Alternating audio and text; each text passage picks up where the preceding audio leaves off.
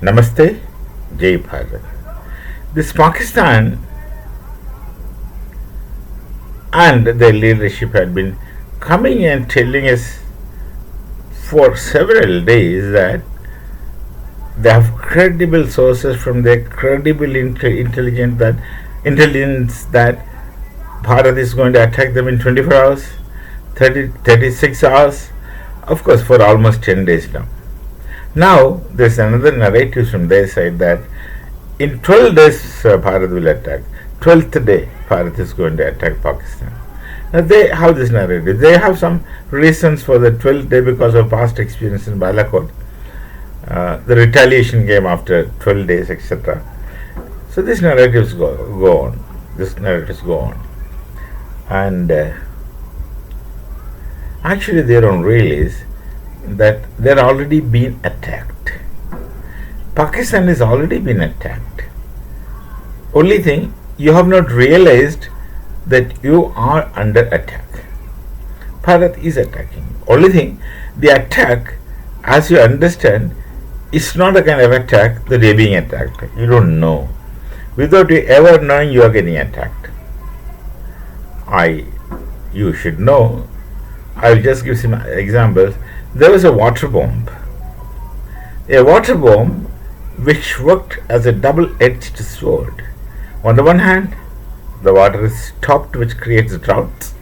On the other hand, the water is released, creating floods. Context, situations, time, space is there in front of you. So there is a water bomb attack. Then our airspace you can't use anymore. Stopped. 3. We closed the borders for you. Recent, no exports and no imports from Pakistan. Then our trade routes are blocked for you. Sea trade routes are blocked for you. This is not a war award. This is a better war.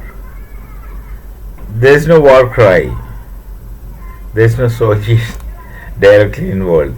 Soldiers are always ready. But Pakistan is telling the Rafale, one of our Rafale, no, that the expression what they give, such idiosyncratic kind of expressions which is given by some of the Pakistani YouTubers.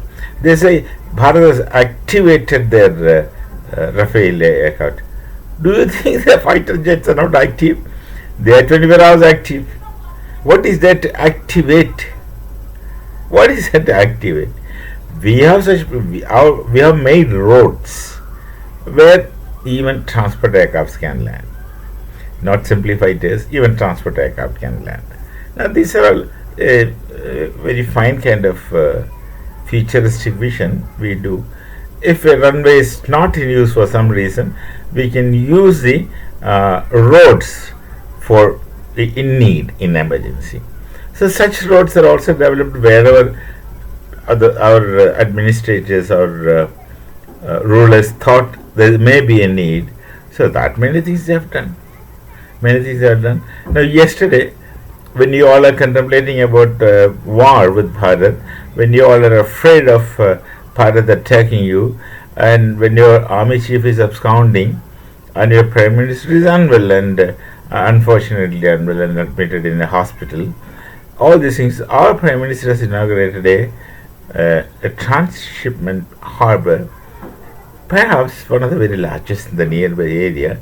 I don't know, one of the near largest in Asia, but one of the largest, which has a speciality.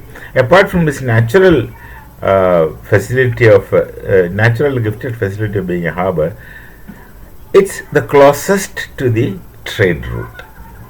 It's the closest to the trade route towards the west of the coast of Bharat in the south. In the south, Kerala is a place that has got a very long sea coast where there used to be hundreds plus or 300 harbours in the ancient times. In the ancient times, where the Roman galleys, Phoenician galleys, and even the Arabs used to come. So this is how the situation you understand in Pakistan. You still anticipate us to attack, but then there is already a war. which your ingenuity and perception does not reveal to you. Your ingenuity and perception does not relieve to you or reveal to you the kind of battle that's taking place right in front of your eyes. There. Now, that another kind of news is, again, I don't trust this news you don't take this news for granted. Could be possibility of truth that Baluchistan, the Baluchi Liberation Army, they are the freedom fighters for them, so they do have a reason to fight, because Baluchistan is supposed to be given independence. They did not want to go to Pakistan. They are supposed to be given independence, and which the accord was signed. But after some months, I think for some months they were independent indeed, and after some months, the president those days, Muhammad Ali Jinnah, has used army action to annex Balochistan with them. And from that time onward, they feel betrayed. They were supposed to be independent. No, if they are independent, they would have progressed or not. I don't know. You should know it better. You can make conjectures in the future and could think how they are, but very rich otherwise. Resources wise, minerals, metals. This is what I understand. I know going to Balochistan. And the policy of Pakistan was to connect people through religion, which of course is not possible. You think like Muhammad Iqbal wrongly taught to you and told it to you that Islam is a unity, it can connect people, but really is not the case on the ground level. So the whole creation of Pakistan is the whole notion of two nations. It is fundamentally based on religious sentiments, where the Asim Munir, the Army Chief of Pakistan, President Army Chief of Pakistan, repeated recently, which resulted in Pahalgam attack. That's what I think, and which resulted means which has its connotative effects on Pahalgam. And he says Hindus and Muslims can't live together. He's not the one who said it initially. So many people have made so many narratives in such a rhetoric way that the Hindu can't take the azan sound of the Muslim, and the Muslims can't take the ghandi, the bell sound of temples, etc. People are going into such extensive narration about the situation of two nation theory in the past, before our independence. So many writings are there, so many stories from history is there. His story, that's in history is there. So this is really getting repeated. So, but the unity of Pakistan is a hypothetical anachronism. That's fact. That's a fact. So this is bound to happen. And Jinnah of course was a Gujarati. Don't forget, it is from Junagadh. He had realized it, he has understood, but he had more beneficial plans for the Muslim community, because he is really stood for the Muslims. But that, of course, other people, your foreign committee people, the two nation theory people did not understand, realize, so could not accept. So the Pakistan is the result of this. Now, Balochistan's story says that Baluchi army had captured one cantonment of Pakistan army. This is a story, narrative. Whether it is true or not, you know it better than me. Kalat is the original name of Balochistan. Kalat, they had a army cantonment and some district areas. The Baluchi army is already captured, which is under their control. This is what I heard. This, of course, is a war. Well, of course, Bharat emotionally supports such kind of things, because Balochistan is justified, and the Pathans also had made some progress. These details we would know. What's happening in Pakistan we don't know, but this is a part of the battle of Bharat. We don't have to do anything. That's important. We don't have to attack you for the time being. We don't have to facilitate like what you facilitate terrorism into Bharat. We don't have to facilitate both the Pathans and the Baluchis to attack you. They are self-equipped. They have their own strategies. They have their own programs.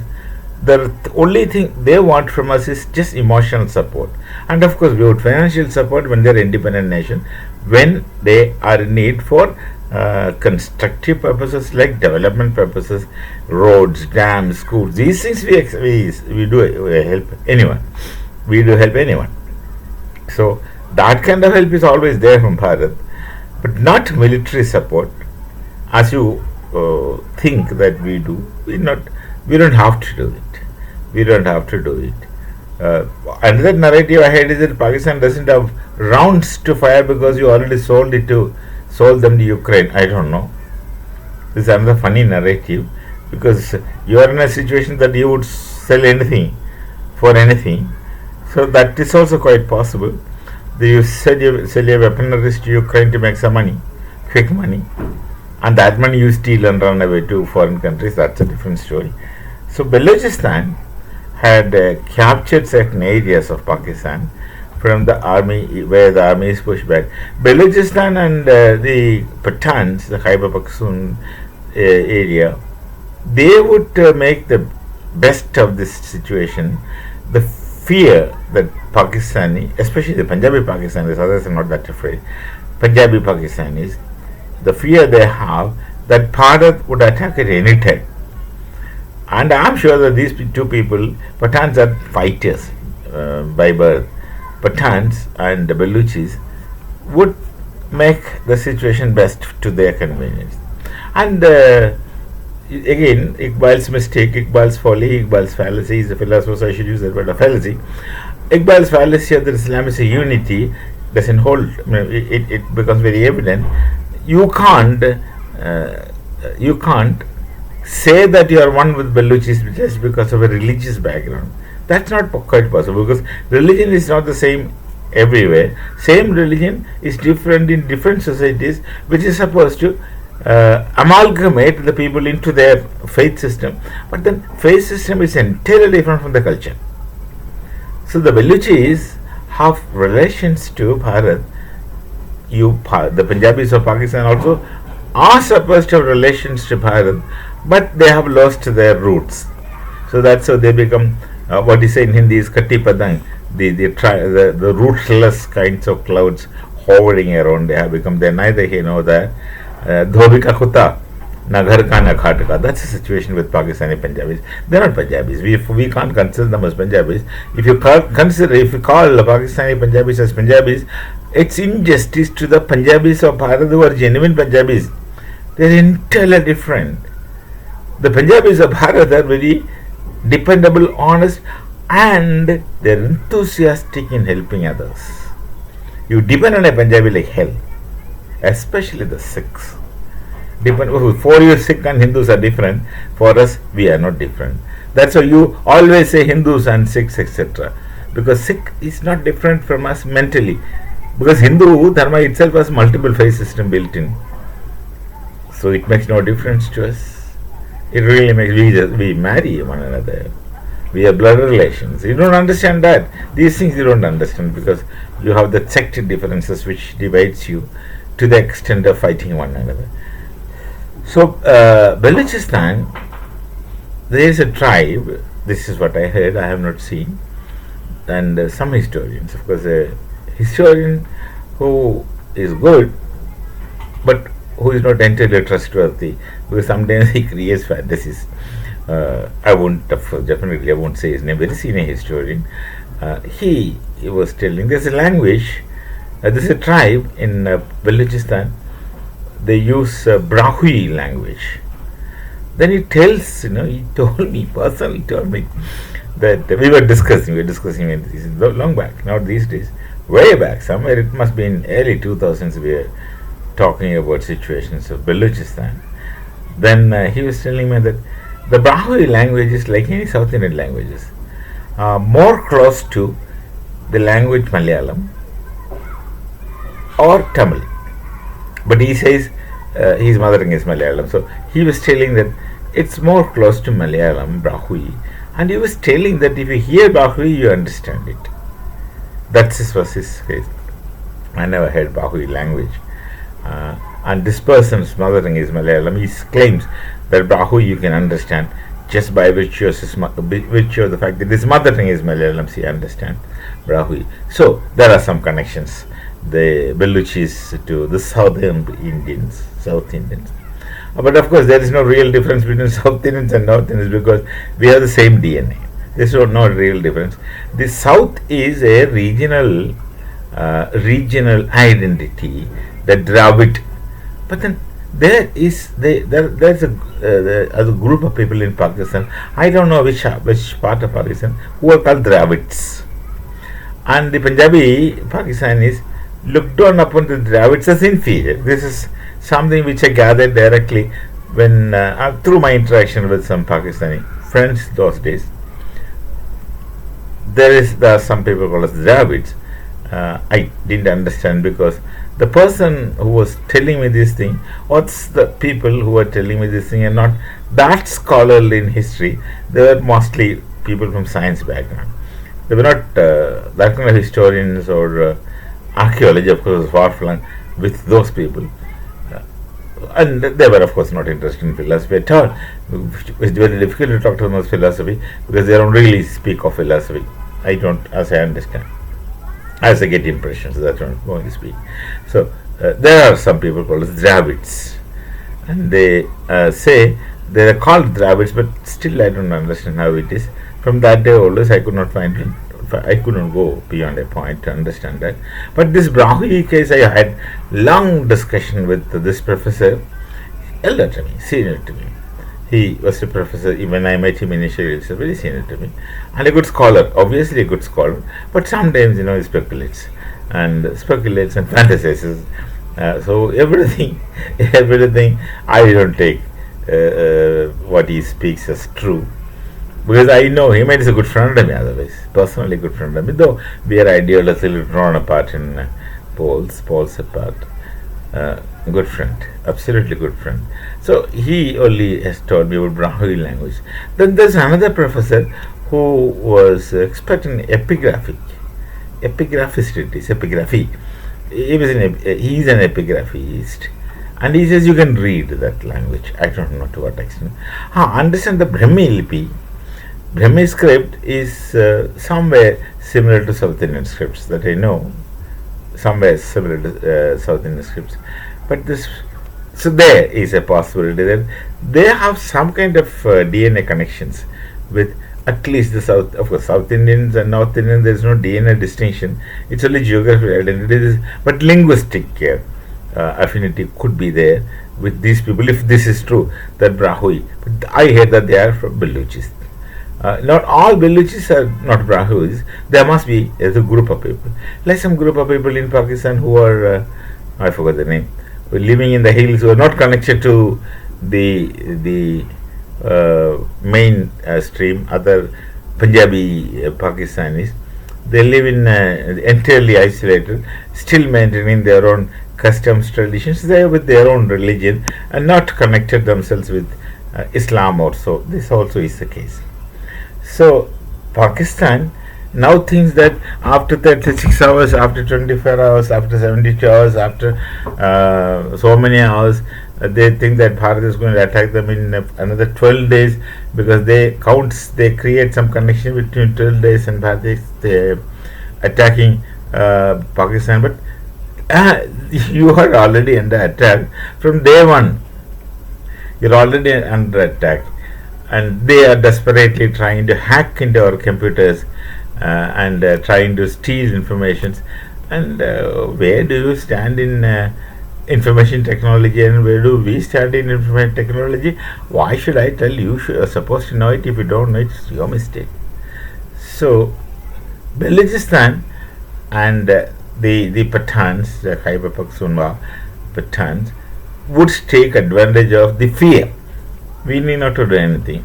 The fear that Bharat will attack Pakistan anytime, and they are smart enough. If they are smart enough, they will make the best of the situation. But it doesn't mean that Bharat is not going to attack you. Bharat shall attack you when needed, where needed, specifically when the time comes. When the time comes, no one knows. There's no blueprint. Like when I was doing PhD, when we were writing synopsis with my supervisor, he added one line in the synopsis. He says, there is no ultimate blueprint for research. And that really got into my mind. There is no blueprint for research. Similarly, there is no blueprint for plans of battle. It depends on space-time context. when needed, where needed, how it is done, they will do it. They will do it. I don't have to bother. You don't have to bother. When it comes to you, receive it. There's no way out. If you have to escape, you escape. But otherwise, when it comes to you, if you have to receive, you receive it. That's the end of the story. We shall meet again. Namaste. Jai Bharat. Jai Sri Ram.